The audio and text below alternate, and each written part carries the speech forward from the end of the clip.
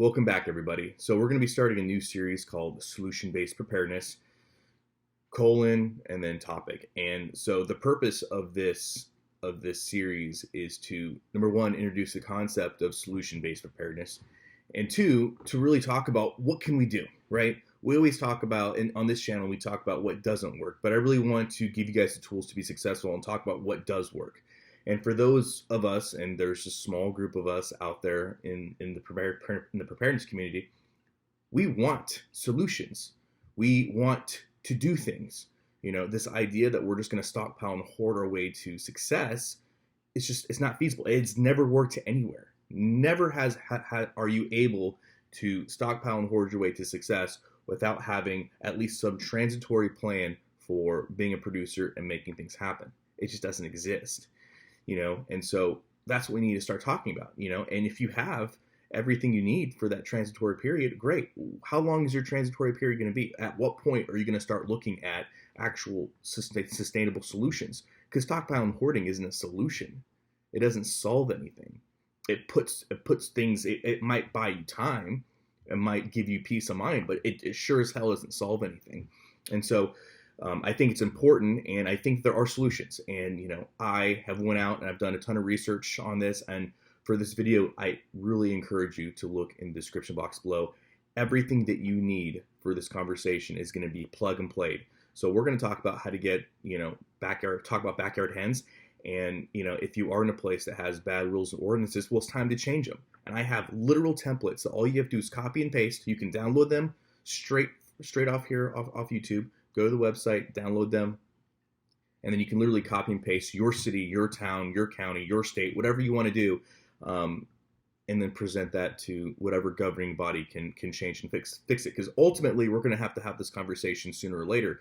And I would rather have this conversation if it was just me. If I was in a place where they had really bad, archaic ordinances or laws in the books, I would want to get that addressed before I'm looking at my starving child, before I look at my starving wife, before I look at my starving animals, before I look at my parents that are shriveled up and dying. I don't want to start to think about transitory ironclad solution-based preparedness concepts when everybody around me is dying and starving. I think that's complete bullshit. So it's time for us to start talking. For those of us that want to have that conversation, I believe there's no greater time than right now to have that conversation and really look at, okay, how do we make this application happen? Okay, so again, they're plug and play, and I have them for every level, for county level, for local city ordinances. I even have state legislation that you can literally copy and paste. It's from Arizona. Obviously, the bill didn't get passed, back in 2014, but it's all there. It's ready to be ratified. It's case law for a state, and all you'd have to do is take off Arizona, put your state up there, and if you wanted to tweak some of the wording, you absolutely could. But all the templates are here, and not only do I have the templates for the actual what the ordinance will look like, but I also have different concepts and ideas for how to have this conversation. So that's what we're going to be talking about today. That's what solution-based preparedness is. Solution-based preparedness, it's all about finding ironclad solutions to problems. So if there are problems, you take care of the problem, you move on to the next one. It's simple. What preppers are doing is they're not solving a problem, they're intentionally putting it off, which I don't understand, whether we're talking about food or toilet paper or anything. Well, if you can't depend on infrastructure for toilet paper, why stockpile and hoard toilet paper? Why not find a solution for that hygiene problem and then move on? No longer a problem anymore, 100% fixed, no longer a problem, move on to the next one. That is how some people think. It's not how everybody thinks, but for those of us that are looking for those ironclad solutions, let's talk about it. So that's what the series is going to be about. Let me know what you think, but let's get started talking about backyard hens.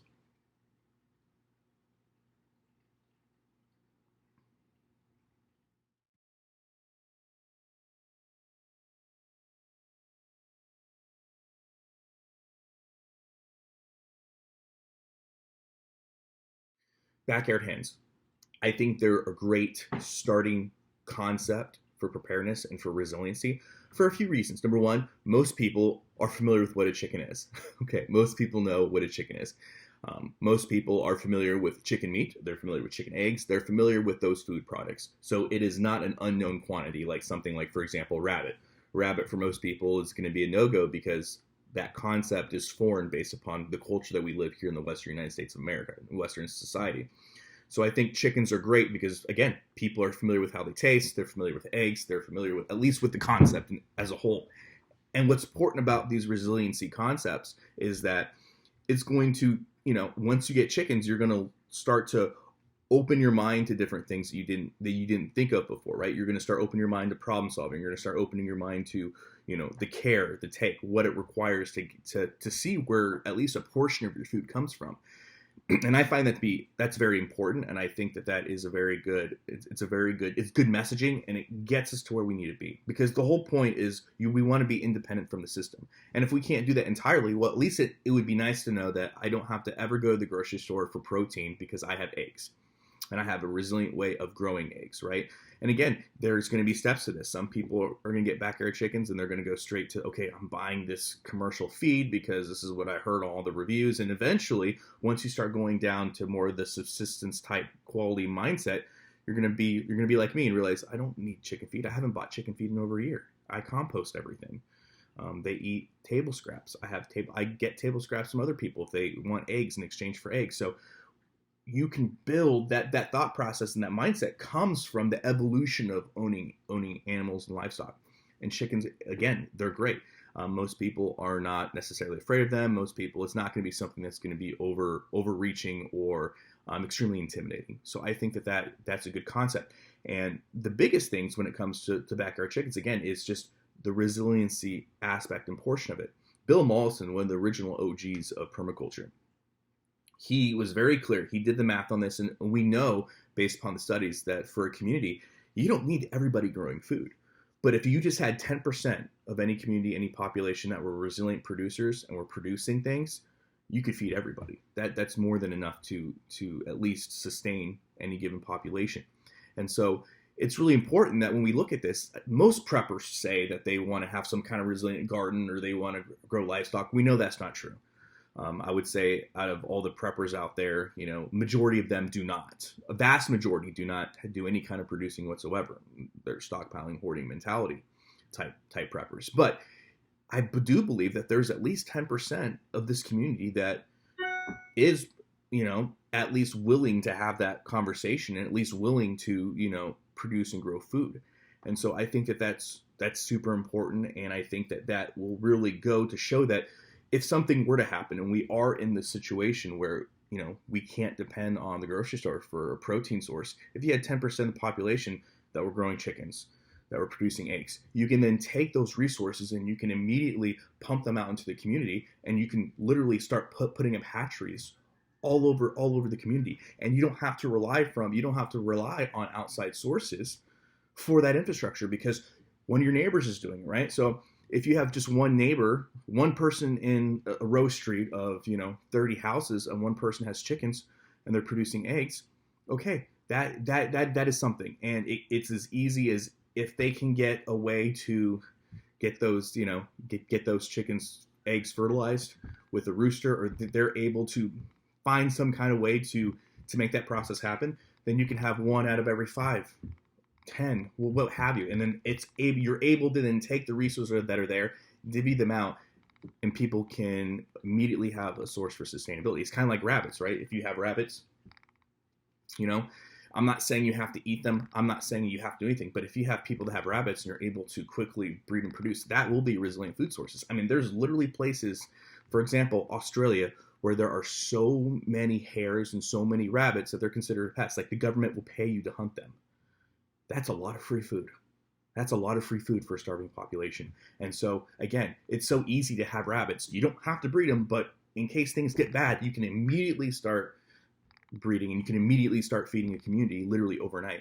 And all it requires is just people be open to the concept and have them, right?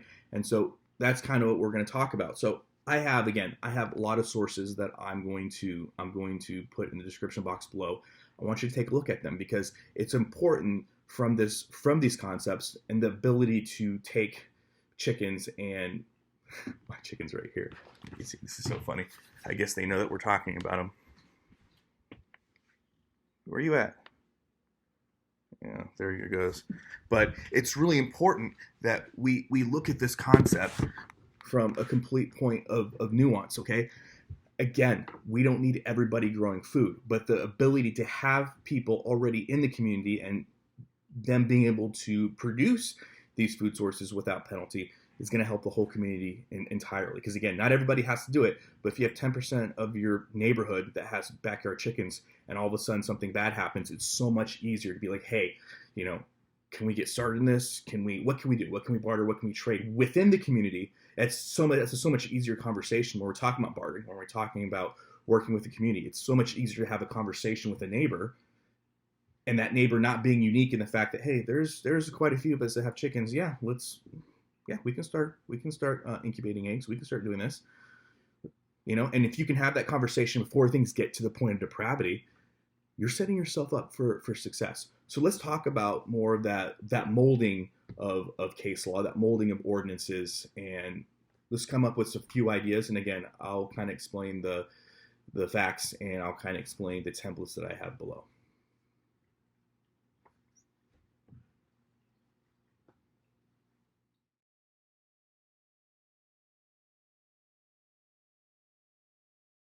So one of the biggest issues that we see with, for example, local municipalities that have very stringent guidelines and rules on, for example, backyard chickens, hens, anything, right? Whether we're talking about dog ordinances, talking about livestock ordinances, what have you, it usually comes from some archaic incident that happened a long time ago that your city council isn't even aware of how it came about.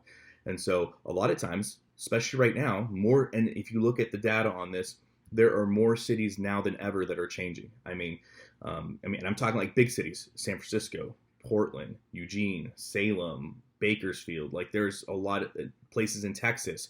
If you just Google this, you'll see that there are a lot of cities that are starting to lift restrictions on people that are wanting to get into backyard gardening, community gardening. Like this is actually a movement that's picking up pace very quickly. And so a lot of this just comes to people's lack of knowledge and people really not understanding what it is. Because again, the biggest pushback that you're going to see is people are going to claim that, that chickens are dirty, livestock are dirty. And then it's just, again, reaffirming the fact that, well, can I take you to old boy's backyard? Do you want to look inside his backyard and see all the cats and dogs and ridiculous stuff he has going on? Kind of a hard sell. I don't want to go there. I don't want to call anybody out, but let's just use our brains here before we start, calling out something that isn't even an issue. And so a lot of these cities have been pretty open. Now everybody knows their own city best, but ultimately, from everything that I've seen, this is a trend that's here to stay, and it's a trend that's happening now. And so the biggest issues that I know people have is they just don't know where to start. So please take a look at the description box below. I have templates for local municipalities, county. I even have a state law that is just ready to go, copy and paste. So it's one of those things where we have the information, we have the technology, and I know that we're all busy people. I know you guys are busy, so I did the research for you, and it's all there. There's templates for success. There's plenty of resources that show you how to talk to your local community, how to talk to your local politicians, if you will, your mayor, your city council, what they might ask, what the solutions are forward, and it gives you a template forward. And the one thing that I would encourage, I know this is going to piss people off, but I'm here to give you the truth, guys. Like I'm not, it is what it is, guys. I gotta be honest with you. It's okay to, take notes from the liberal playbook, okay? Because we know that liberals are very effective. And you know why they're very effective? They're good at chipping away at things slowly. And so the biggest thing that when I've talked to people about this is they've had the conversation with their city council, and their city council is like, the way this ordinance is written, we're just not comfortable with it. Okay, if you can get a win, get a win. So if your ordinance says that you want to be able to have 5 chickens, roosters, whatever, without restriction, yeah, you may have some pushback from the community because roosters can be loud, etc. But if they're willing to settle on, okay, 3 chickens, they have to be at least 10 feet from the residence and they have to be enclosed. Yeah, that may not be ideal. That's not free range chickens, but at least it gives you that win, right? It's so much easier to start pushing back once you already have the backyard chicken ordinance in place than it is to try to get the whole enchilada at once. And so again, liberals are very good, and this is why they're so successful. They're very good at chipping away at what they want. So it's up to you guys. It's up to us to chip away at the chains of tyranny, so to speak, right? So again, you may not get the whole enchilada as you deem fit, but that's okay. Even if it's just one chicken, it's a win. We can start pushing. You can start pushing back on that. And again, there's lots of ways forward here. There are ordinances that have been in place. And there's lots of ways to go about it. In fact, I'm sure there's places in this country where backyard hens started because somebody had an emotional support chicken, right? Which, according to, depending on how you read it, I've seen case law in Florida that goes both ways on it. But, technically, if the Disabilities Act, Federal Disabilities Act, would allow somebody to have backyard chickens if they're emotional support animals. Now you're going to pay a couple $100s for that support animal piece of paper, but technically your city ordinances and HOA should respect, people that have disabilities and that require a service animal.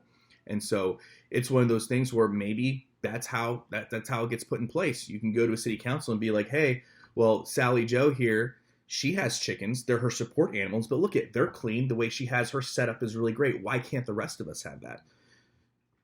And so if that's how the conversation has to be started, that's just another way. Again, I know that there are people that, and the reason why I bring that up is because, like I said, I've seen case law out of Texas and I've seen case law out of Florida that goes both ways. I've seen an HOA force a woman out of her condo because she had backyard chickens, even though they were considered emotional support animals, and then she countersued. I don't know where that process is at litigiously at the moment, but there's that case law where it didn't work, and then there's other case law where absolutely people in apartments have had service animals, you know what I mean? And so it's one of those things, or emotional support animals. So again, I've seen it work both ways. It seems like from the case law it usually works more than it doesn't, but again, it's one of those things where maybe that's a way to bring that forward. If somebody were to have an emotional support animal that was a chicken, and they could, and they were they were kind of the case study on it. It's like, hey, this works. Yeah, the coop is right next to my house.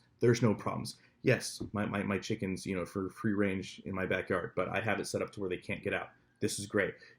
I don't understand why this is a problem when they're not getting out. When we have a stray cat problem in this area, and nobody seems to care about that. So it's one of those things where it's important to have the conversation, because having a group, a network within a community that has backyard chickens is going to do a lot more for you than you stockpiling hoarding 20 cans of overpriced chicken at the grocery store. So these are options. These are solutions forward.